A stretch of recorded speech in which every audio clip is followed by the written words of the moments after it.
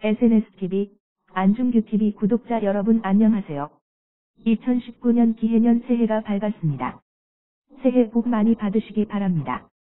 드디어 문재인 정권이 와장창 무너지기 시작했습니다. 김태우 수사관의 폭로에 이어 신재민 기재부 전 사무관의 유튜브를 통한 내부 고발이 신선한 충격으로 와닿는 2019년 새해 벽두입니다. 아래의 글은 서정욱 변호사의 글을 SNSTV가 리메이커해서 올리는 것입니다. 기재부의 신재민 고발, 공익신고자의 입에 재갈을 물리려는가? 기재부의 신재민 고발, 공익신고자의 입에 재갈을 물리려는가? 내부 고발자 보호는커녕 법 이름으로 압박하는 적반하장. 기재부, 당장 고발 철회하고 이번 폭로를 국정 스타일 점검하는 계기로 삼아야 청와대가 임종석 비서실장 명의로 김태우 수사관을 공무상 비밀 누설 혐의로 고발한 데 이어 기획재정부도 신재민 전 사무관을 공무상 비밀 누설 혐의로 2일 검찰에 고발했다.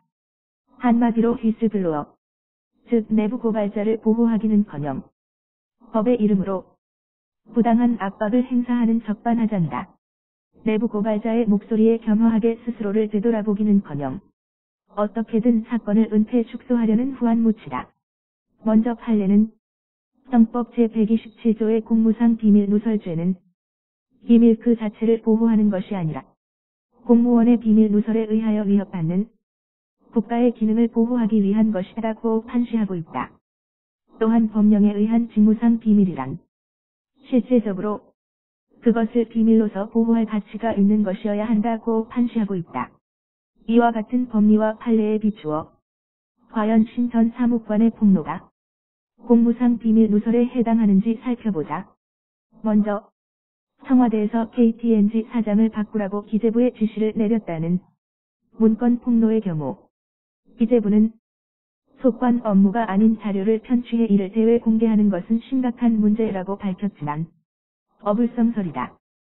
편취란 기망을 통해 자료를 불법으로 취득하는 것을 말하는데 신 전 사무관의 경우 악의로 문건을 편취한 것이 아니라 사관에게 보고하기 위해 대기하는 과정에서 우연히 문건을 발견하고 부당한 내용으로 판단하여 언론에 제보한 것이 아닌가? 만약 청와대가 KTNG 사장을 표적으로 부당한 교체를 시도했다면 이야말로 민간 기업에 대한 부당한 인사 개입으로 과거 조원동 경제수석의 CJ 이미경 부회장에 대한 되진 압력과 무엇이 다른가? 한편 임종석 비서실장은 국회에서 기재부의 KTNG 사장 인사 개입 의혹에 대해 매우 가상한 일이라고 했는데 이 또한 전형적인 내로남불이다. 국민의 돈이 일부 들어갔다는 이유로 정부가 단 한 주의 주식도 직접 갖고 있지 않은 순수 민간 기업의 경영에 개입한다면 국민연금의 삼성합병에 대한 정당한 의결권 행사까지 처벌한 전 정권과 너무 형평에 반하지 않은가? 무엇보다 작년 KTNG 관련 동향 문건이 공개됐을 때 기재부는 실무자가 작성한 것이라며 꼬리 자르기에 나섰고 청와대는 기재부 공무원들을 상대로 대대적 감찰 조사를 벌였는데 가상한 일이라면 왜 훈장을 주지 않고 특감반까지 동원해 휴대폰을 빼앗고 문건 유출자를 색출하는가? 결국 위 폭로 내용은 실질적으로 보호할 만한 가치가 없을 뿐 아니라 이에 의해서 어떠한 국가 기능이 침해된 것도 없으며 오히려 국민의 알 권리를 위해 청와대의 부당한 인사 개입을 알렸다는 점에서 당연히 죄가 되지 않는 것이다. 다음으로 2017년 11월 청와대가 박근혜 정부의 국가부채 비율을 높이려는 정무적 이유로 4조 원 규모의 국채 발행과 1조 원의 국채 상환 취소를 강요했다는 주장의 경우 더욱 죄가 안 된다. 2017년의 경우 세금이 예상보다 23조 원이나 더 버텨 나라 빚을 갚을 여력이 생겼는데도 거꾸로 나라 빚을 더 늘리려고 했다는 것은 불필요한 이자 부담을 가중시키는 심각한 배임의 국정농단으로 오히려 국익을 위해 국민들에게 알려야 하기 때문이다. 신 전 사무관은 1일 모교 인터넷 커뮤니티 고파스에 올린 글에서 국채 발행 외압 의혹의 증거라며 2017년 11월 14일 기재부 간부들과 주고받은 카톡 채팅방 캡처 이미지를 공개했다.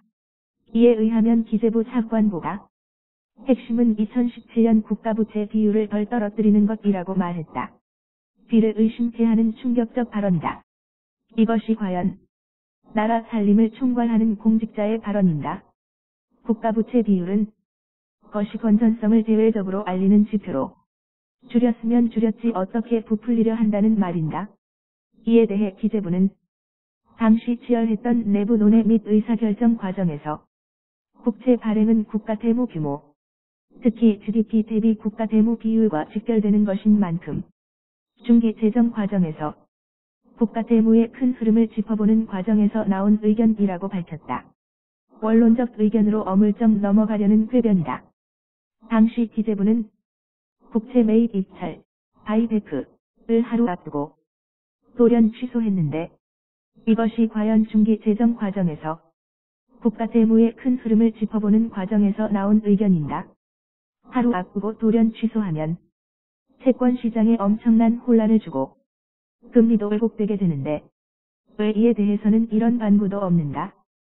또한 기재부는 설사 추가 발행을 통해 2017년 국가대무 비율을 높인다 해도 이는 박근혜 정부의 국가대무 비율이 되는 것이 아니라 문재인 정부 첫 해 국가대무 비율이 되는 것이어서 그럴 이유도 없었다고 밝혔다.